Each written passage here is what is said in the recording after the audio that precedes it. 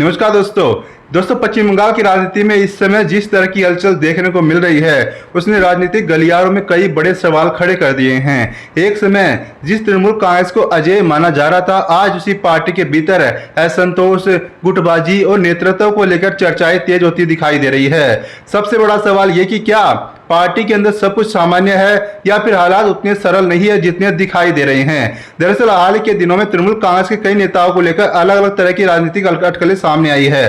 Party के भीतर संगठन में बदलाव के बाद चर्चा और तेज हो गई है। राजनीतिक विश्लेषकों का मानना है कि जब किसी बड़े राजनीतिक दल में लगातार फेरबदल होने लगे तो उसके पीछे केवल संगठन का कारण नहीं बल्कि राजनीतिक संदेश भी छिपा हो सकता है। इसी बीच कुछ सांसदों और नेताओं को लेकर यह चर्चा भी सामने आई है कि वे पार्टी नेतृत्व से नाराज है। हालांकि इन दावों की आधिकारिक पुष्टि नहीं हुई है, लेकिन विपक्ष लगातार इसे तृणमूल कांग्रेस के अंदर बढ़ती बेचैनी से जोड़ करके देख रहा है। सबसे दिलचस्प बात यह है कि जिन नेताओं को कभी पार्टी का मजबूत स्तंभ माना जा रहा था, उन्हीं को लेकर अब राजनीतिक अटकलों का बाजार गर्म है।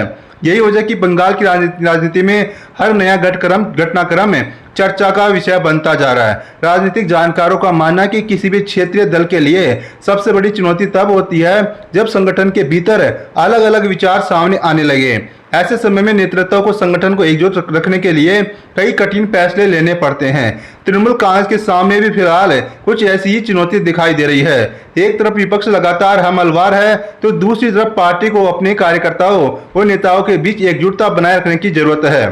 हालांकि इस पूरे घटनाक्रम के बीच कुछ वरिष्ठ नेता खुलकर पार्टी नेतृत्व के समर्थन में सामने आए हैं। उनका कहना है कि राजनीतिक चुनौतियां हर दल के सामने आती है, लेकिन इससे पार्टी की ताकत को कम करके नहीं आंका जाना चाहिए। दूसरी ओर विपक्ष का दावा कि बंगाल की राजनीति में एक नया दौर शुरू हो चुका है और आने वाले समय में कई बड़े राजनीतिक घटनाक्रम देखने को मिल सकते हैं। अब सबसे बड़ा सवाल यही कि क्या यह केवल सामान्य राजनीतिक हलचल है या फिर इसके पीछे कोई बड़ा बदलाव छिपा हुआ है।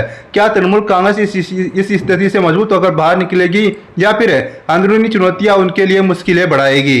इन सवालों के जवाब आने वाले दिनों में सामने आएंगे, लेकिन इतना तय है कि पश्चिम बंगाल की राजनीति फिलहाल बेहद ही दिलचस्प मोड़ पर खड़ी हुई है और हर राजनीतिक दल की नजर इस पूरे घटनाक्रम पर बनी हुई है। फिलहाल इस विषय पर आपकी क्या राय है? अपनी राय कमेंट बॉक्स में लिखकर बताइएगा।